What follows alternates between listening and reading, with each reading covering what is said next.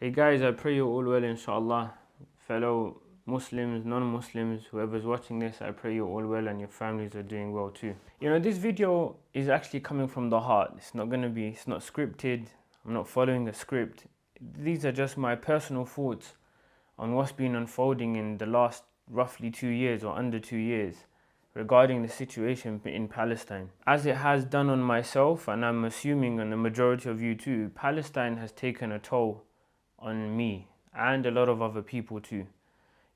Even when I'm eating, I'm thinking to myself, how can I be eating when there are babies that are dying from starvation?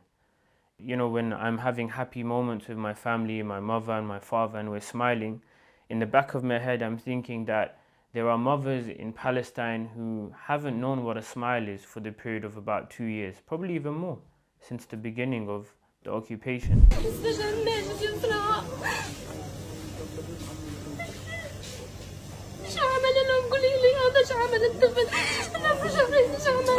A while ago, and this is a video I'm also going to release, I buried my grandmother on the 15th of April. And we buried her in a way which was dignified. Her body was intact. It was very painful, of course. She was very, very close to me. But I had some sort of consolation because we buried her in a way where, alhamdulillah, all praise be to Allah, her body was intact and there was no trauma around the burial. But then when I look at the news, I see parents burying their children with missing limbs. I see fathers carrying their children in what you would get from your corner shop in plastic blue bags. And all of this, I'm being honest with you and I'm kind of being vulnerable as well at the same time. This has eaten away at me deeply, very deeply, to a degree where I may come across to a lot of people as quite negative. But something has changed that recently. Something has changed that recently where I used to go from being quite silent, just in my own thoughts. Why? Because I'm starting to see a glimmer of hope. And this glimmer of hope is increasing from just a glimmer into a spark and hopefully into a light, which will hopefully, inshallah, God willing, illuminate the entire world from the oppression that we've been going through. Give you an example. Let's take someone like Gary Lineker. Just watch this clip. I know where I stand on this. I'm sorry, it's more important than what the BBC, what's going on there is, the mass murder of thousands of children is probably something that we should have a little opinion on. As you can see, he is someone who is the face of BBC, the sport arena, used to comment all the time on Match of the Day. He sacrificed his very lucrative career for the sake of Palestine. So that's Gary Lineker. Now let's look at the manager of Man City, Pep Guardiola. Let's look at what he has to say about Palestine.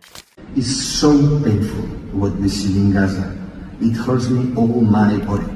And let me be clear, it's not about ideology. It's not about I'm right and you're wrong. Come on. It's just about the love of life, about the care of your neighbor. In front of a whole audience, he is expressing his hurt at what is taking place when he looks at what's happening in Palestine. Let's look at the world-known actor Andrew Garfield, famously known for playing Spider-Man.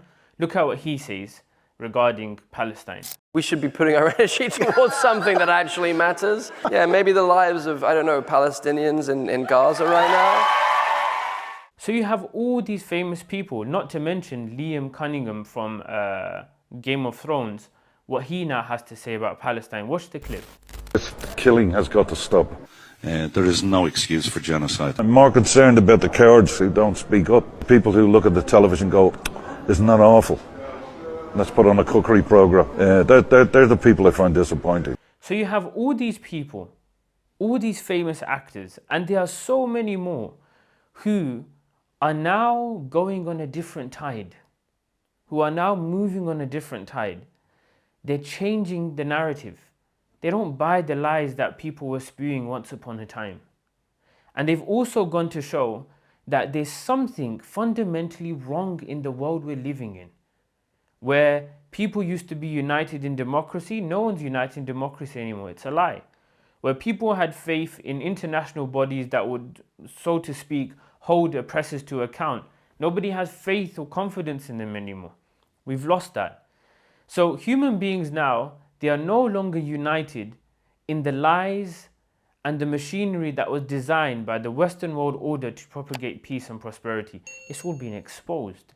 It's been exposed to the highest level possible, to a degree now where there's a wedge between humanity, i.e. the masses, and the political elite. There's a vacuum here. There's a vacuum in between these two people, which I'll touch upon later. I want to show you another clip, how in the Middle East, in North Africa, there's a convoy that's taking place. Look at how in Libya, the Muslims in Libya, they cooked 2,000 meals for their, so to speak, guests that were coming from other areas and countries in North Africa. They could feed them so that they can now continue their convoy. They're hosting them.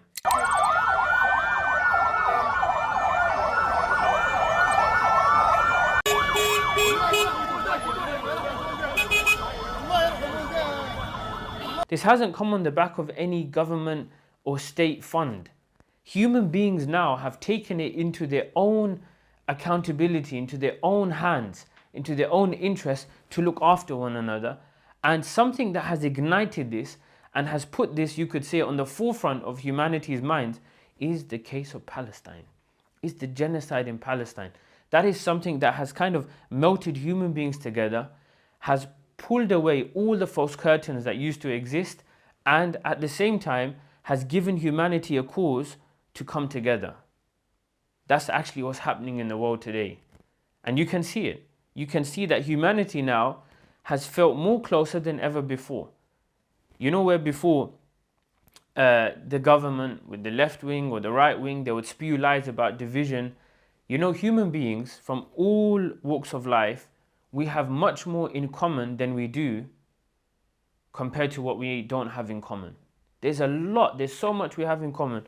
We wish to live in a world with no crime. We wish to live in a world with no promiscuity of females and males. We wish in a world where no one has to choose between staying warm or filling their belly. We wish to live in a world where knife crime is no longer an issue that it is today. We wish to live in a world where crime, selling drugs, nudity is not promoted online, and there's no machines online to further promote this, which affects children. We all wish for these things, all of us, regardless of our background, regardless of our color, race, language. This is what we wish for, this is what we live for. Now, back to my point about there being a kind of vacuum between the masses and the elite. It's from nature of life for a way of life to organize the affairs of human beings. It's just the way the world has happened. It's just the way the world has moved since the beginning of time. That you always had a set of people, or now you have governments, you have states, but there was always a leadership that looked after the affairs of people, generally speaking. And what I want to propose to mankind in this time where we're all looking for something to concrete this unity that we have, I actually urge the viewers, Muslims as well and non-Muslims, to look at Islam now as not a mere religion. A spiritual bond amongst human beings is not enough anymore. We need to have a bond which we have conviction in, have faith in, have confidence in, that this bond, i.e. the bond of Islam being a complete way of life. In other words, Islam being an ideology that can solve our problems. If we have faith and confidence in this, this will fill the political vacuum that exists between the masses and the elite. And I promise you, and all you need to do is look at history.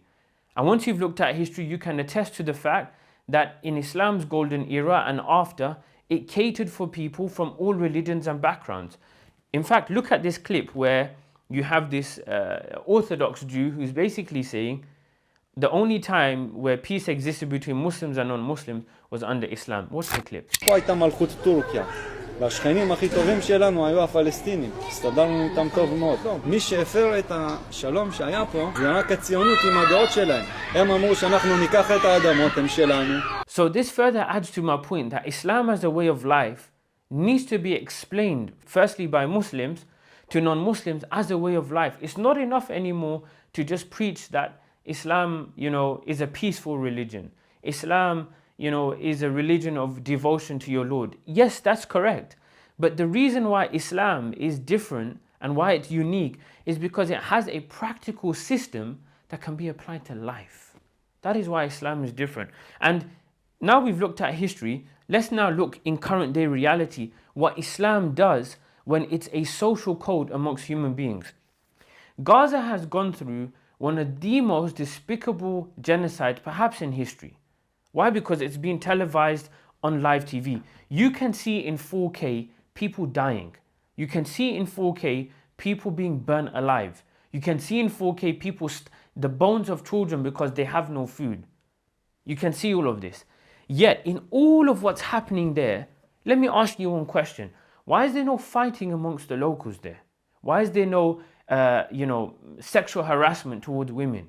Why is there no theft, crime, looting, aggression? Why? What is it about these people that has shocked the world about their resilience? What is it really that's tying them together? What is it? It's one thing only and one. It's Islam. But Islam as a way of life. Islam being practiced as a social code. Now, if this is the beauty that Islam can apply in such a gory reality, just from a social perspective, imagine what it would do on an economic perspective. Imagine what it would do to, on an intellectual perspective. What kind of peace would it grant the minds of human beings that are suffering today?